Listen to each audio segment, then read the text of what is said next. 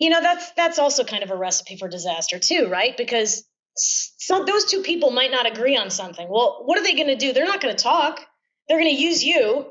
And what are you going to do? You have two different bosses telling you different things, and neither of them feels 100% accountable for you, your career development, your workload, or know what it is.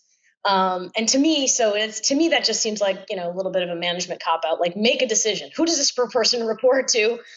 Who has this responsibility? Okay, moving on.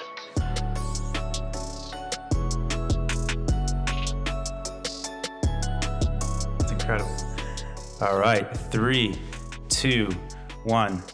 So I got to tell you, I was a little nervous when I saw this one on my calendar. I did a little bit of research on the CV, but we had to do it. We have our first Ivy Leaguer, everyone. Amy Madonia, thank you so much for joining us on the You Are Not Your ROAS podcast. How are you today? I'm great. Thanks for having me. I'm honored to be here. Absolutely. And don't be intimidated by the Ivy League. I got told I would never get in, so I had the inferiority complex the full 4 years I was there. But now you got in, and you graduated 4 years. I had a couple victory laps, and I was not Ivy League, so we'll leave that for another day. All right. Where does this podcast find you, Amy? I'm in New York City. Oh, beautiful, beautiful. I am in Austin, Texas, as always, in the marketing hub. Have you lived in New York your whole life? The state most of my life. I'm from upstate New York originally. I'm from Syracuse. Yeah. They're unfortunately out of the tournament this year, which is a bummer. But yeah. But I've lived in Manhattan twice in my life, and this is my second tour, and not going anywhere else. Here to stay. Yeah. I mean, there is. I've been to the city a few times, and I got to tell you, Manhattan is probably my favorite part of the city, but I have just this huge addictive personality, and I there's just so much energy there that it would eat me up. I'd be a week and I would just be gone in some drained pool somewhere. It is just, we actually got to, when I was at university, a friend of ours, he was Greek, and his fraternity brother actually got transferred to the NYU dorms, which are not even like dorms. It was like this incredible high rise, nice. Super nice. Yeah. And then we got to go tour Columbia, which is a beautiful campus, but it is in the hood. It is not in a great area to walk around. Yeah, it's up. Yeah. Which, parts of those neighborhoods are really, really nice. Yep. And that's one of the things I love about Manhattan is you walk like 10 blocks and it's like a completely different world than 10 blocks east or 10 blocks west or south or whatever. Every neighborhood has its own kind of distinct feel and flavor. And, the energy you mentioned, people either love it or hate it. I personally love it.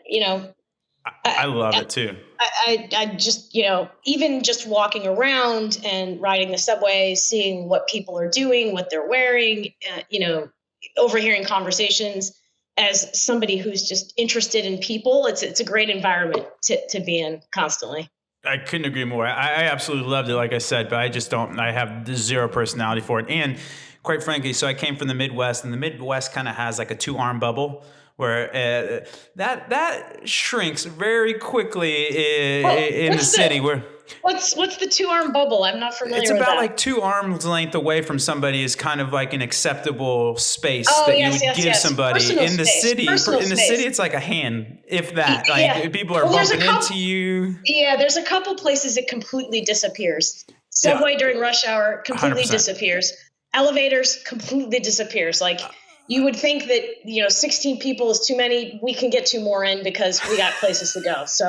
Oh, absolutely. We, when I did do the visit there, especially in the business district with Manhattan, man, people are getting to where they're going, and there is not, again, coming from the Midwest, cordial of like you bump somebody or, you get where you need to go and you get there as fast as you can. And no judgment on that. It was just a different part of the world. But I do think it is probably the greatest city in the world. It's really a sight to see. And it's one of our oldest, where people don't like the U.S. is fairly young, especially in relative to Europe and stuff like that. So it's one of the few places you can actually see some really cool history there.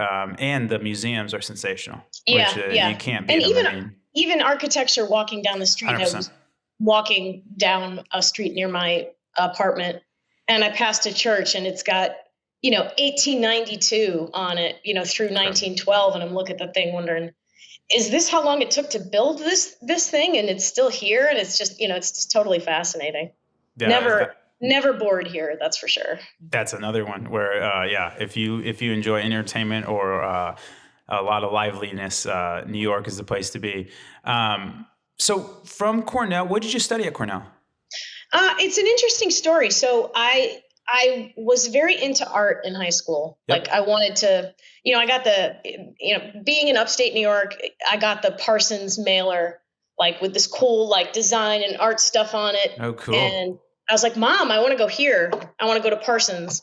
And I can remember this moment very distinctly. I was sitting on my yellow shag carpet as a child of the 70s, looking up at her saying, holding the Parsons flyer, I want to go here. And she looked at me and she said, we're not paying for you to go to school and be a starving artist. So that was the end of Parsons. However, there you go. This comes back to Cornell because they had an interior design program. Okay.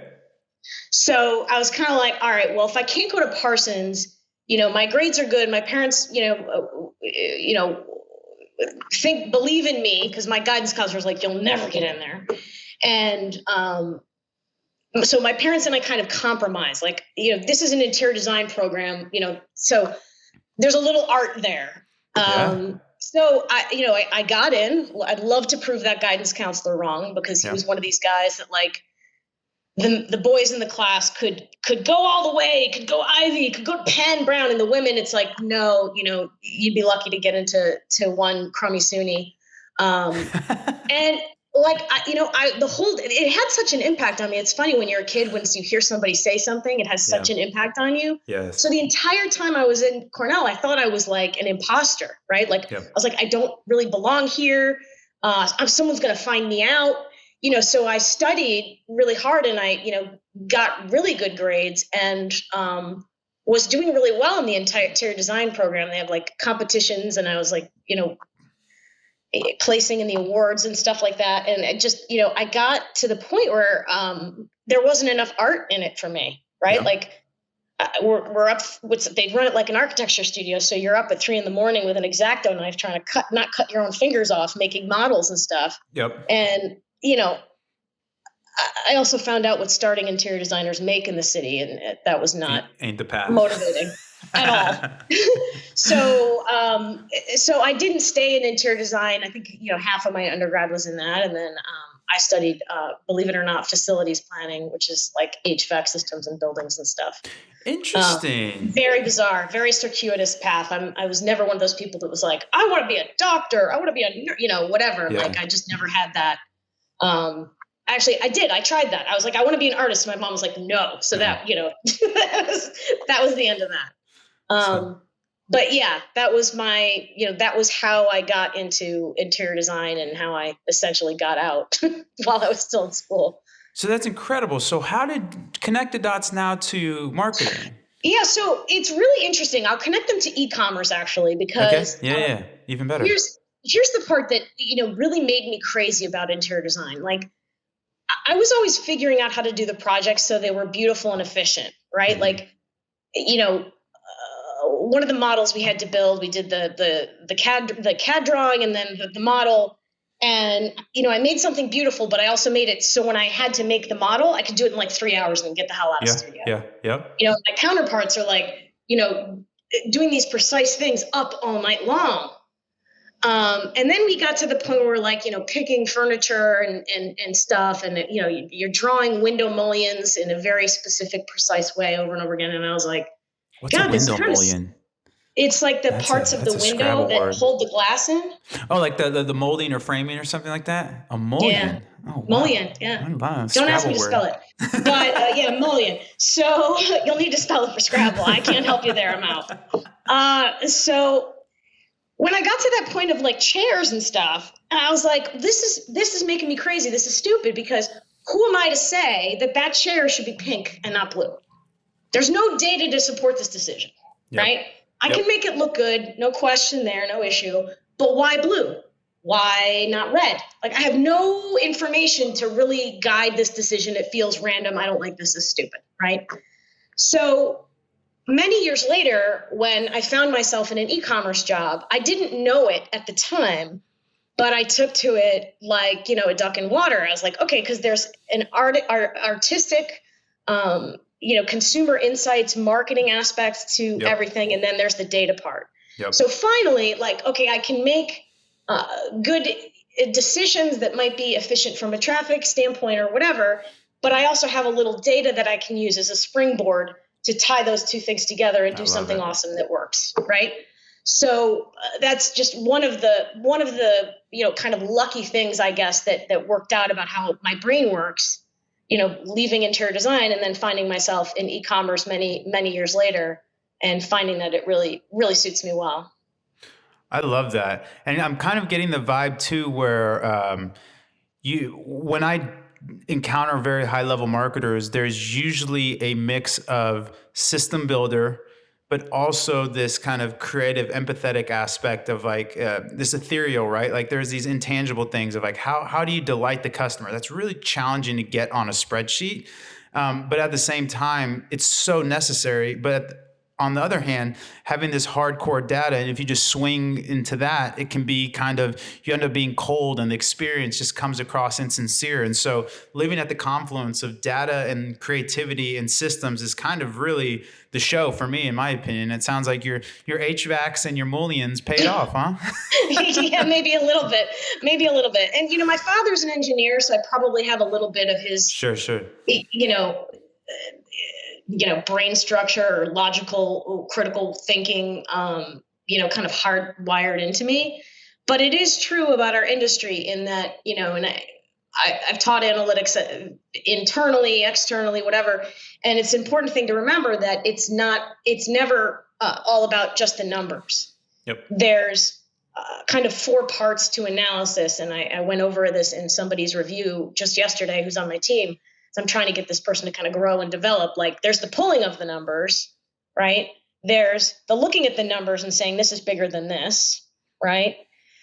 And then there's the part where you're not just talking about the highlights, you're talking about the takeaways. Yep. Well, sales are up primarily because of conversion. Traffic was down, but that was offset by the conversion rate, and that's why sales are up, right? So then there's the kind of the highlights, right? But then at the end of the day, kind of the last part of analysis that's important, it takes kind of a more sophisticated analytic mind and somebody who really knows their business, is to create a story.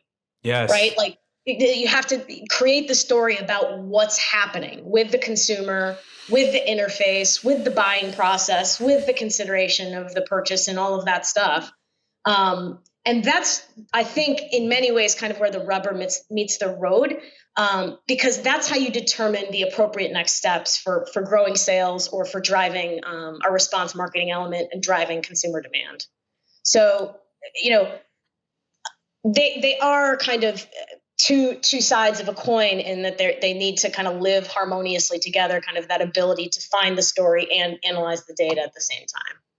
Man, get that tattooed on me. I absolutely love that. I'm a big, one of my theses is that people experience the world in stories. And so the more, and it is kind of to your point, a bit of a, double-edged sword where you want to make sure that narrative is rooted in data, where you're just not this charismatic person that's just making up this incredibly nonsensical thing that to you makes sense, but there needs to be some data that supports that narrative. But I couldn't agree more. And I think ultimately, so I mean, kind of triple well plug, that's kind of the ultimate for us. Is one of the kind of tenets we have is like, we never want to do data for data's sake. Like the only reason you want to use data, or even furthermore visualizations, is so you can look at the patterns, and then those patterns can then inform, to your point, what is the narrative? Like, what is this customer actually experiencing? Because that's another kind of big tenet of ours, is like, yes, numbers and data is incredibly important, but at the end of the day, like, numbers aren't buying your product, people are. And so you need to make sure that you still, again, have that empathetic vector where like you can get really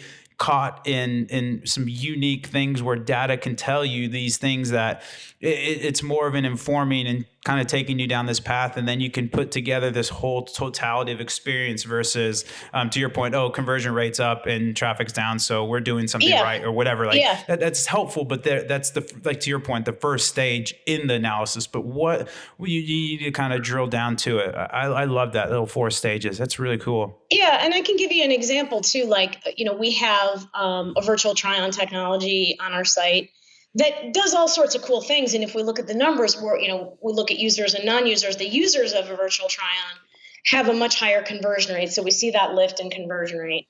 And they have a 2 to 3 times engagement rate versus non-users with just, the site and pages per session, et cetera. So, okay, so that's like, all right, we pulled the numbers and we looked at it, and those are some of the takeaways. And that's like, okay, great.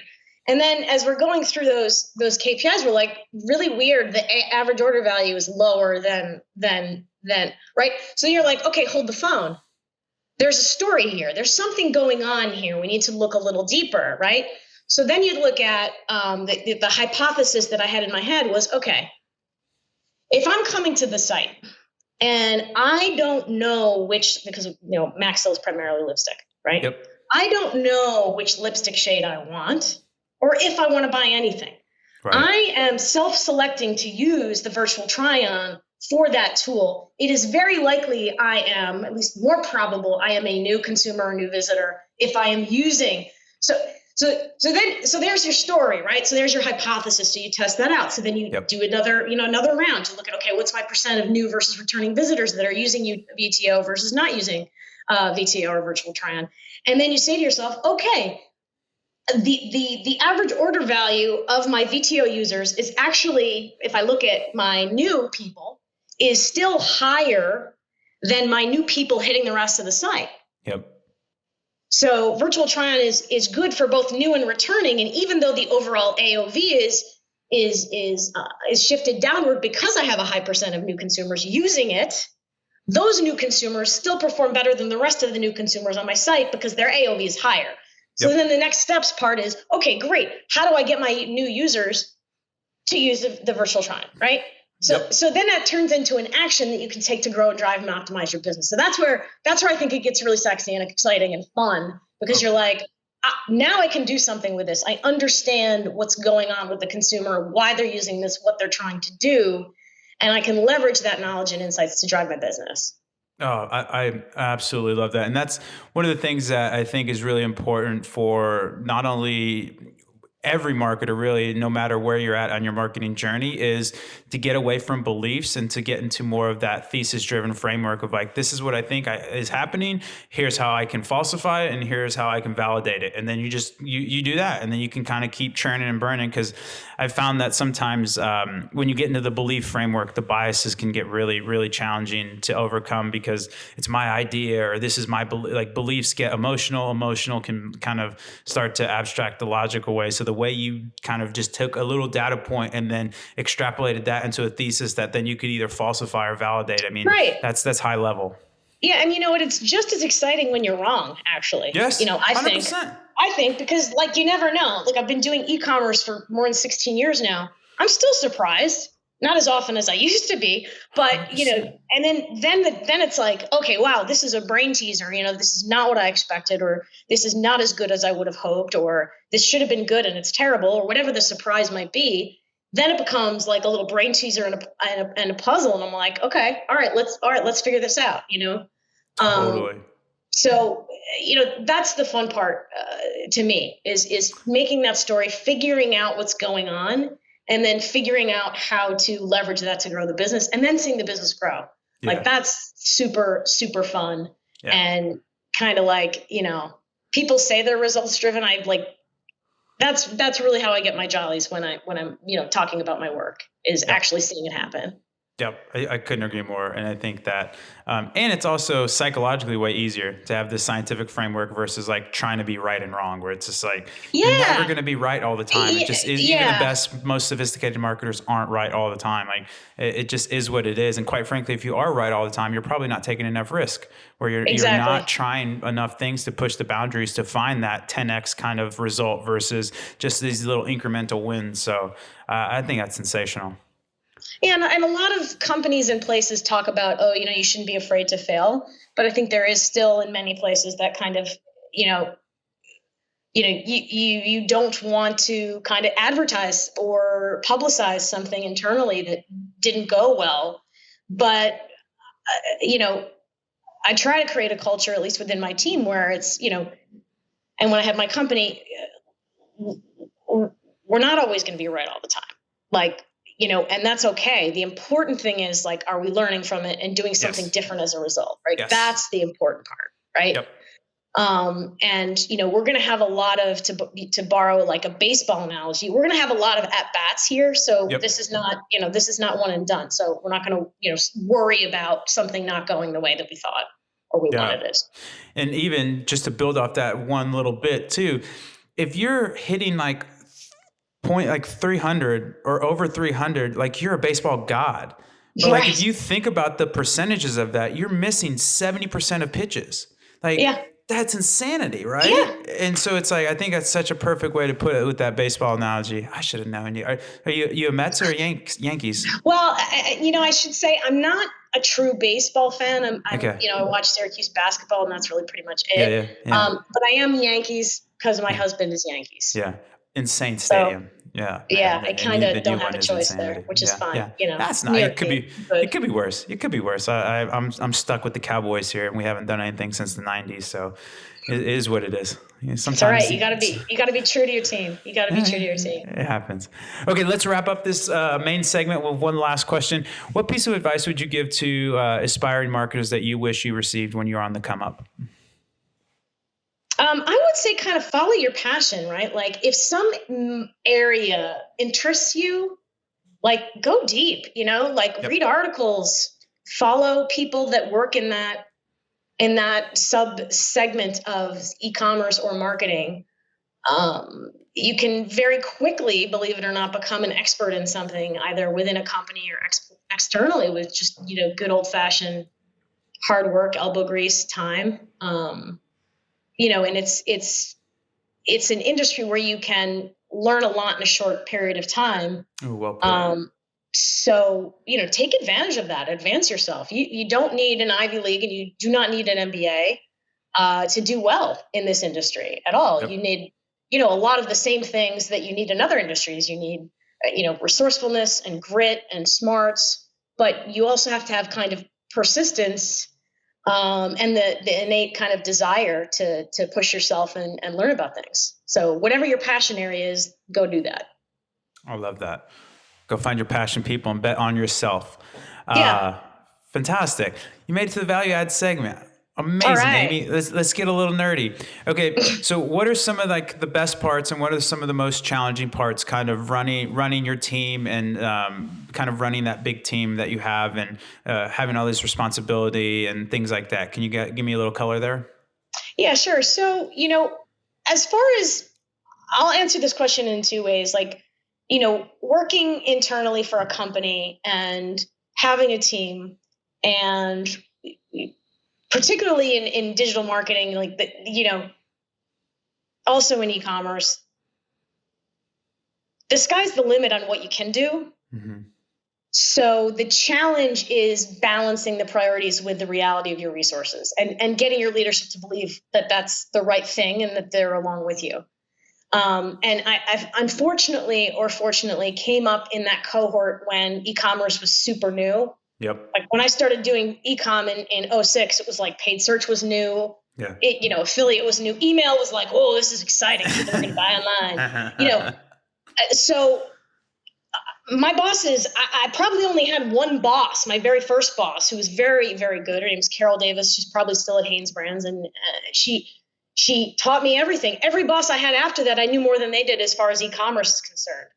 So there's always a kind of discomfort / initially when you work with somebody as a leader, lack of trust, are you really doing the right 6 things or 10 things? And are you sure we can't do 400 things? Right. Right. So that's the challenge internally. When I had my own company and externally, the challenge was getting paid, which is odd. You wouldn't think people wouldn't pay you, but very, very strangely. And I pay the learned darn invoice. People just don't pay. It's crazy. I pay all my bills. It's really weird. So that was one challenge. And the other challenge was kind of balancing the work and the hustle at the same time.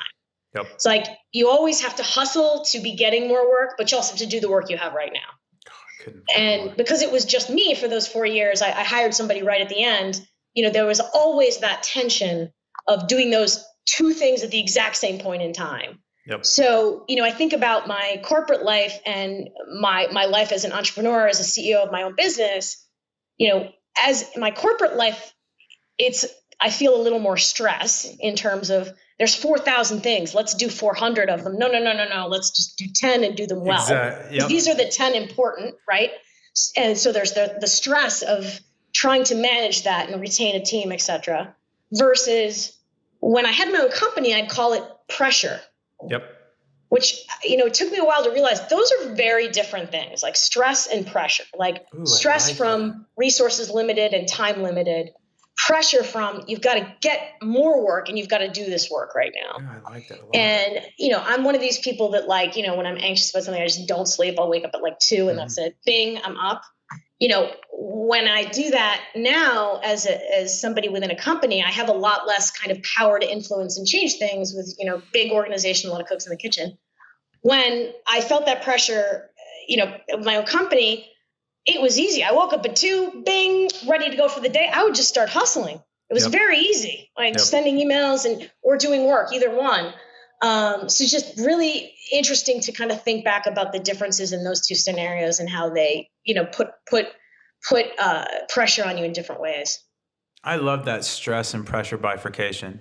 That's a really fascinating. They're actually different. That. Like they're actually different. You're absolutely right there. Anyway. I've never heard that before. That's a really interesting way to put it because I that was when I was running my own shop. I was similar, kind of basically like a one-man team, big brain. Had some permalancers, but it was more so to do the things that permalancers. I like that. Yeah, where like they're freelancers, but kind of they're in my network. Yeah. But there was definitely a lot of. I ended up lucking out where I had a few clients that were just at really high retainers, so I didn't really have to pound the pavement too much. But before that, so I ran my own shop a few times, and having to hunt and cook at the same time is really challenging. It is. It's a lot going on, and so you're sitting there pitching, you're sourcing. But at the same time, the clients you do have, you got to be shipping the deliverables, and like it is a lot. It's a lot going on, and then. Being able to show up in relationships as well on top of your business because there's a lot of plates spinning, and sometimes it can be prioritization can be challenging, and sometimes you're cutting things that you probably necessarily like looking back you shouldn't have cut kind of stuff where it just it is what it is though. Sometimes there is a aspect of if you do make it out, it'll help you kind of shape the decisions you make in your future. But going back to integrating the learnings, trying not to make the same mistakes over and over again. But the stress and the pressure, and in a weird way, I'm trying to think if I liked. I don't know if I like. I'm sorry if you can hear my cat. He's back here complaining he wants food. Oh no! We love the pets. I don't know if I like the stress or the pressure. Yeah, which one was more desirable? I think they were equally the same amount of toll on the system, just kind of different vectors, right? Yeah. It's discomfort, no question. And I think when you have your own company, you kind of never stop churning. Yes. Yeah. Right? Like there's like a good third of your brain that if you have your own company that is 24/7 dedicated to cooking up how to get your business, bigger, or keep it going, et cetera, keep everybody busy, whatever. And it makes it hard to enjoy downtime, to make room for relationships that are important. This one of the reasons I decided to sell my company to Estee Lauder when they wanted to bring me on as a permanent employee is because I felt like I was just giving my husband kind of the short end of the stick all the time. For sure. And I adore him. He's like, I always tell him he's my most important thing. So, so it's, I have to show up for him. So it's one of the reasons that I sold my company. That's fantastic. I love that. And I think that that's something that for me, at the end of the day, this life's about deep relationships with people you care about. And so like, resources can help enable that, but at the same time, you don't want to, lose people or push people away if you're not showing up, because it's not fair to them, and you have to make sure that. I mean, again, it's hard decisions in your life, but that's a fantastic. I love the stress pressure. I'm going to steal that from you. I love it. Yeah, go for it. Go for it. It's yours. When you talked about culture, how do you keep culture? How do you create culture? What are your kind of thoughts there? Because to give you, this is a little bit of a selfish question, but for me, I'm trying to figure it out now, because I actually moved. I've pretty much been like just a high level IC my whole life, and then I finally stepped into C-suite as CMO, and it's just totally different how you generate value. Like it's a bit of a nightmare right now in terms of like I'm on meetings most of the day, whereas like I don't have deep work. I don't have these things that used to really fire me up, and so it's not that I don't like it. It's just it's a different value generative activity than when I was an IC or individual contributor. Right. But one of the things is I want to make sure that I keep this kind of very, not only fun, but transparent, but as well as I'm not a big positivity guy. I'm more of like an optimism guy, because like when crap goes wrong, like I want people to know like, hey, we're not where we need to be. And like sometimes I can see when people talk about, positivity, yeah, it can kind of almost get into the realm of toxic positivity, where it's like the room's on fire and this is fine, kind of the dog meme. It's just like, this is not fine. Like you need to be able to tell your team like, hey, we're not in the place we need to be. We need to get it together. Let's go here. I'm not saying that you guys aren't capable of it, but I'm trying to give you the reality. So kind of give me some color there in terms of some tips, tricks, or activities. That was another joke that I was talking to my buddy who's a president of another SaaS company in town. And I was like, who am I, dude? I was literally driving home the other day thinking of team building activities. Like I never thought I'd be that guy. You're like, who am I? What am I doing with my life? Yeah. Who am I? What happened? Color there. Yeah, exactly. Yes. Who am I? What happened to my life? Am I really doing this right now? So this is, you made the point, like, as you progress in your career, you move away from being an IC or individual contributor to more of a leader. And you wind up doing less work and doing more people management and doing more communication. Yep. So your people management skills and your communication skills just get all the more important, especially also in a big org like mine. The political navigation is something I struggle with. 100%. So, as far as culture, culture comes from above, right? So you really only can, in my instance, I can really only impact my team. Everything that's coming in at us from outside, above, whatever, I can mitigate that. I can provide an angle or point of view on that, but I can only, influence the culture on my team and my direct reports and their direct reports. So, culture is basically, built on a foundation of kind of values. So like what your values are and how you model those values, people watch. So, silly example, but like I was in a doctor's office and for like CAT scan, and this guy was drinking that nasty, stuff you have to drink for the contrast before you get a CAT scan. And he spilled some of it on the carpet. And I'm watching him out of the corner of my eye, and he just took his foot and mashed it into the carpet. I'm like, really, dude? Really? Do you do that in your house? I bet you don't. So I guess my point is if you're a leader, you have to be a role model. And if you did that at work, your team would be watching you and they would draw some conclusions, right? This person doesn't care about the office space or they're a slob or whatever their conclusions are, because everyone's perception is different. So not to sit here and say, as a leader, you have to be a perfect human being. There's no such thing. But you do want to be conscious of the fact that heavy lies the crown kind of thing. You are a role model. You are charged with leading the team in terms of direction. And when it comes to, the example you gave where the numbers are just not up to snuff, or there needs to be a reality check on, this is not where it needs to be. It needs to be over here. The role of the leader is to kind of motivate, assess, and communicate, and also provide a vision and hope for everybody, and a vision about, okay, we might be here, but this is where we need to be, is over here, and this is what this looks like. Yep. And this is the path how to get there. And communicate it in a way that resonates with your people and their wishes and desires. One of the things I always try to do with my team is understand,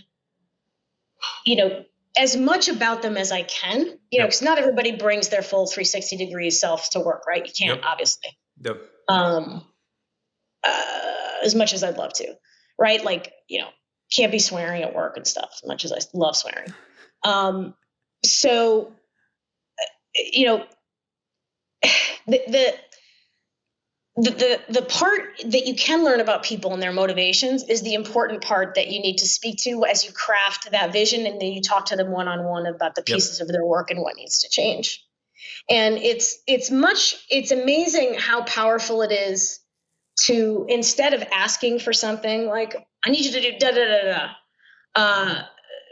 having a conversation and getting input about what it is that needs to happen. And also giving the person kind of a role in shaping what that looks like, because then they have ownership.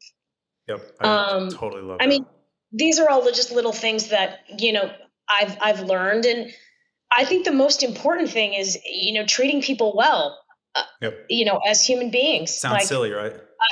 Oh God, I can't even tell you. I mean, I basically learned how to be a good boss from every other boss I had. They were all horrible in their own special way. It's just, it's unbelievable the stuff I've been subjected to and witnessed over the years. And it just makes me all the more determined to never do that to anybody that I work with, for, who works for me. Because some of the behavior I've seen and lived with is just cuckoo, crazy.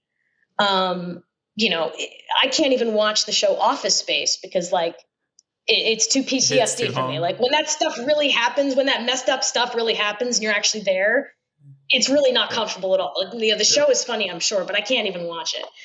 And one of the things I want to do when no one needs to hire me anymore is write a book about, or a series of short stories about all this crazy stuff. Because if I told you, no one would believe me. That didn't really happen. Yeah. Oh yes, it did. And let me tell you about that other time when So someday when no one needs to hire me, I'll tell all those stories and put those down in print. And I won't change the names because the guilty should go to hell. There you go. A little YouTube series coming soon from Amy Madonia. Just kidding. I love that. I mean, and I couldn't agree more. First off, a little small digression. Office Space, the majority of it was filmed in Austin, Texas. What was this? Office Space, Office really? Space, yeah. It was filmed here in Austin, Texas, which is kind of cool. Yeah. I'm hoping someday I can watch it because, It's challenging. If you've done, there's a kind of like a corollary with, I don't know if you've ever heard of the movie Waiting, but Waiting is kind of the same, but different for if you've ever worked in a restaurant, where it's basically this huge just lens of reality of what it's like to work at Applebee's or something like that. I love that. I have been a server before, so yes, I would probably. Yeah, so you might enjoy it. Yeah, I would probably love that. Ryan Reynolds, and it's a good one. But I did it in business school, and it was a really good experience. I'm glad that I did it. It's always, it's definitely more enjoyable to be sitting at the table and eating the meal. But it was a good job. Yeah, it's a good gig. I love that though, and I think there's something to being so with my directs right now. I actually make them answer 3 questions before we actually start our one-on-ones. What was your biggest win? What's your biggest opportunity? And then what are you looking forward to most? And the third thing doesn't even need to be a work-related thing. To your point, I think having that connection with especially your direct reports. Obviously you want to be connected with everybody, but when org your size, it's not just physically mental, the Dunbar number, yada, yada, yada. It's just very hard to have deep relationships with all these people, but especially direct reports, because you touched on something else that was really important for me, is that understanding their motivations and kind of what they want to be and where they want to go. And is this a springboard job for them or not? And if it is, should we skill them up in a different way where it's hey, I need to make sure that I'm prepared for you to leave because you don't want to be here in a year or two, and not because you don't like it, but because you want to move into a different role or something like that. And that is a much more productive place to be than getting blindsided by hey, here's my 2 weeks. I'm moving into this new role. You're like, oh, well, I thought you liked it here. Well, you never actually asked me if I liked it or not, or what I wanted to do with my job, or, you know what I mean? Like these assumptions. And then the other thing that I love about how you're building your culture and creating a culture is I'm a huge believer in responsibility and silos of responsibility and ownership. I think when you have like co-ownership and stuff like that, it just perverts things. It really disincentivizes people because like, does Amy own it? Does Raba own it? And then this is going to sound harsh, but like who gets the credit? You know what I mean? And then like, and so it's like people want to own things and people want to move stuff forward. That's their ideas. They're exciting about, and like, this is my project, or like, and you can see people really get fired up with ownership. Whereas when you start to spread that out, it gets really into like the OG doing the project at university when like 2 people out of the 7 group is like driving the whole thing forward, and then everybody gets the credit and stuff. It's like, that's just a terrible, in my opinion, a terrible culture to cultivate, where nobody wins in that.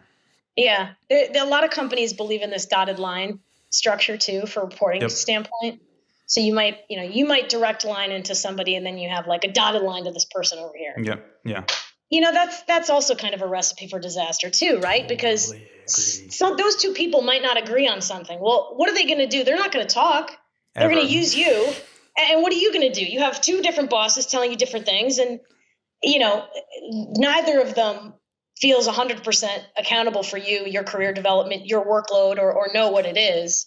And to me, that just seems like, a little bit of a management cop out. Like, make a decision. Who does this person report to? Who has this responsibility? Okay, moving on. I couldn't agree more. Yeah. And actually, we're still small. We're about 55 people now, but basically that's decided by like, who fires this person?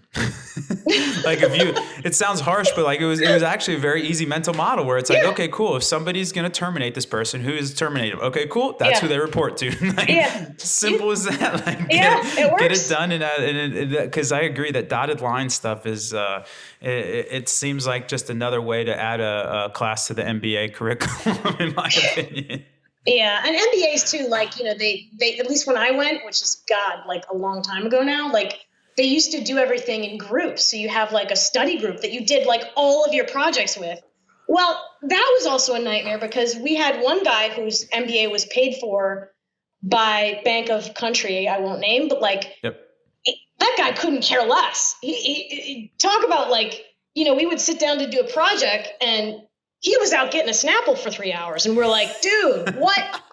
And we all got pissed enough at one point. He was like an economics guy that when we got to economics, we're like, you're writing this whole paper. Like, we don't want to even see it. Our names are on it, but dude, we don't want to know nothing from this paper, and you better get us an A.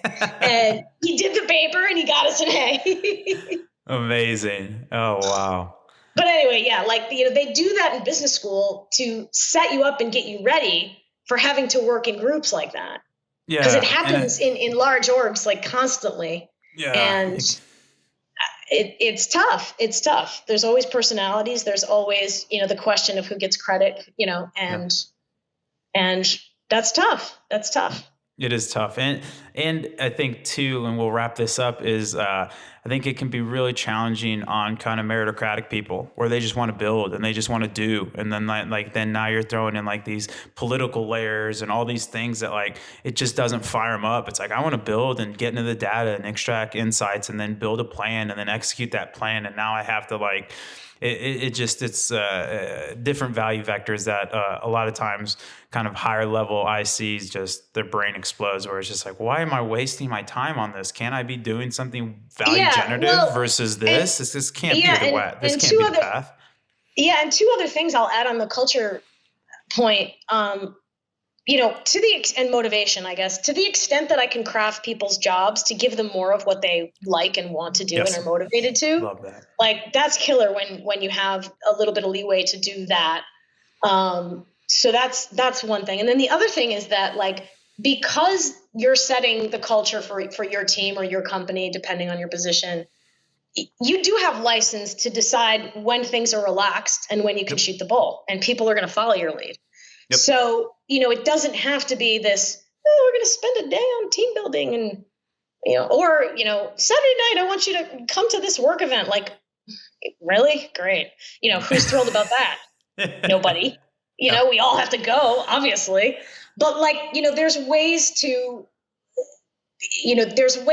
can set a tone to create the opportunity for just relaxed conversation, human beings talking to human beings in the context of other meetings.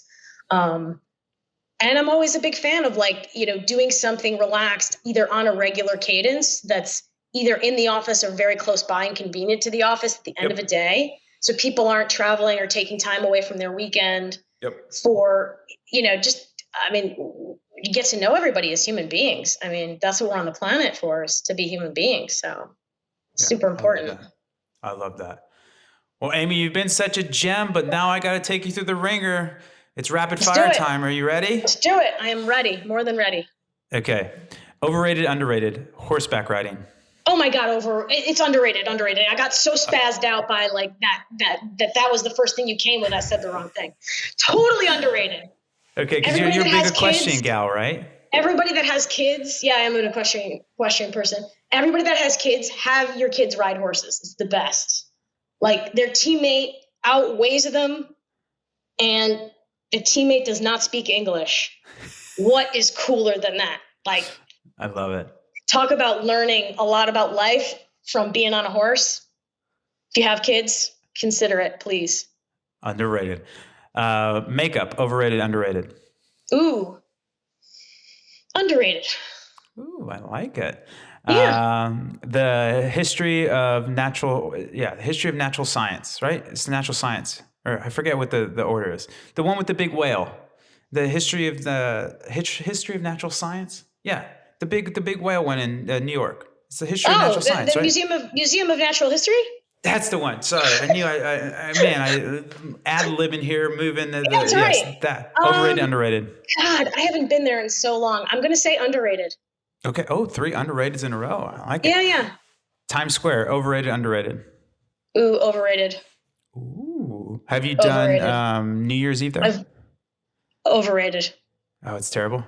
Oh, dude, I can't imagine. Like, they corral you off. You can't go to the bathroom. You can't what I heard leave. Too. You got talk about your double arm space. You're not going to have it. No. It's cold. It's freezing. It's always freezing. Yeah. You're stuck in there for at least 4 hours. No bath. I mean, it's just. I mean, no. Yeah, not the path for me either. No. UGC, user generated content, overrated, underrated. Underrated. Completely underrated. I love it. TikTok, overrated, underrated. Ooh.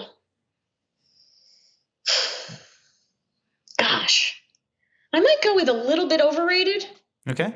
Yeah, but, I might want to revisit that in another 6 months. Slightly underrated. Okay, we'll have you back on in 6 months and we'll get you that sounds your great. rating again. I'm down. Fashion shows, overrated, underrated. Ooh, underrated. Ooh, really? Even the high level ones where they're wearing the wonky stuff. You love that. Interesting. I mean, the inner artist in me just comes out and I'm just like, this is cool.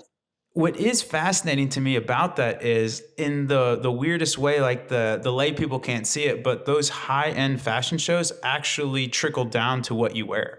Like they inform, which is kind of blows my mind. It's like, wow, like that is actually going to inform what shirt I'm going to buy in a year from now or something like that. Where it's like the edge of the edge of the sword. It's just so interesting. And it's actually kind of like horseback riding too, because like a show lasts however many minutes. I don't even know. Say it lasts 6 minutes or something. It's very short.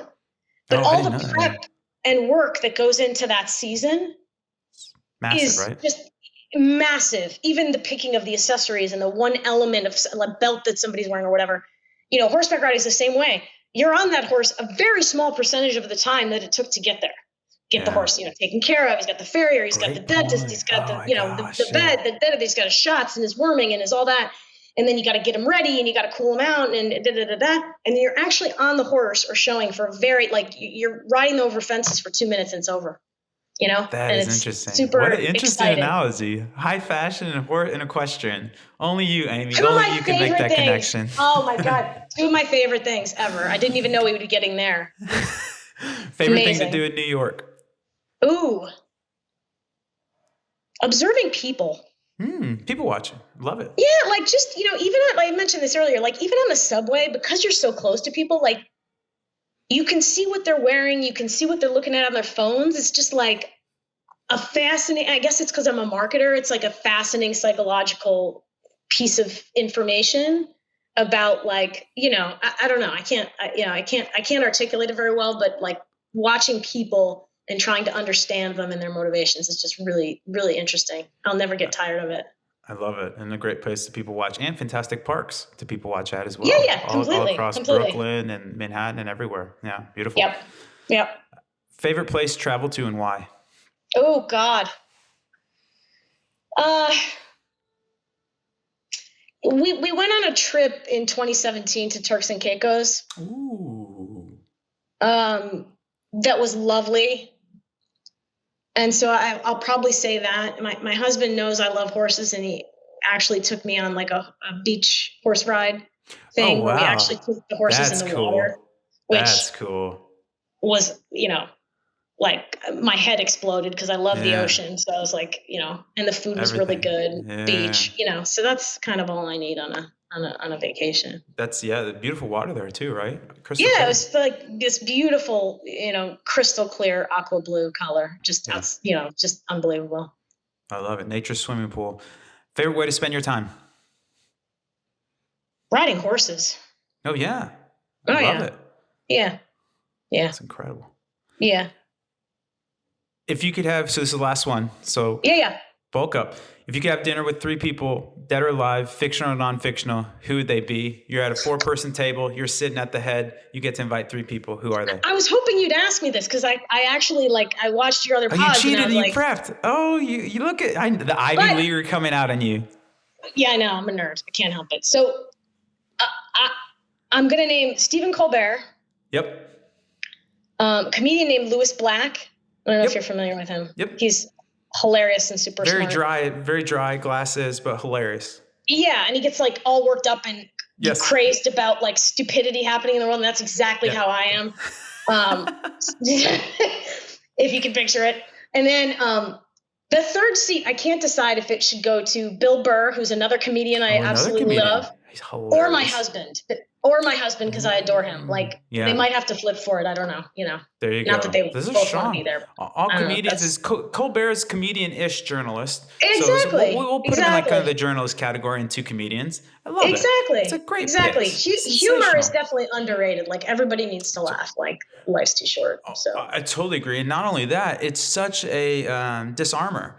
Where like people that are like, oh, and if you can make them laugh. So that's one of the things that we really try to do where we want to convey high level content, but at the same time, if you have this condescending kind of, very hoity toity vibe, it makes people really tighten up. Whereas you tell a joke or we do a lot of memes and that really can make people vulnerable. And when people are vulnerable, they learn the most where they're okay. They're like, oh, I can be wrong. It's okay. There's not all this judgment that's coming on me. Yeah. I love it. Yeah. Amy, you're such a gem. Thank you so much for coming on. This was super fun. Time flew by. This was the fastest hour ever. I know. It was fantastic. How can people find you? How can people connect with you? What this time is yours. Yeah, LinkedIn, Amy Madonia. My email is my first name, last name @gmail.com. So, hit me up. Yeah. I love to talk shop. I love to talk about ecom and digital marketing type stuff. So yeah. Or if you have any tips on the horses or some tickets to some highfalutin fashion shows. I wish. I've only been to 2. I've only been to 2. If I could find a way, weasel my way into a third, I would. There we go. We're gonna get the Twitterverse. We're gonna get into some more fashion shows. Amy, thanks so much again. You were an absolute incredible guest. Thank you for all your thoughtful, eloquent responses.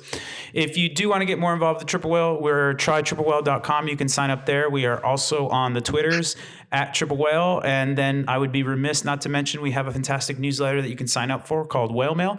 Goes out every Tuesday, Thursday. Amy, thanks so much. Get on the horse. Thank you. Keep doing the Thanks thing. For having me. I really appreciate the time.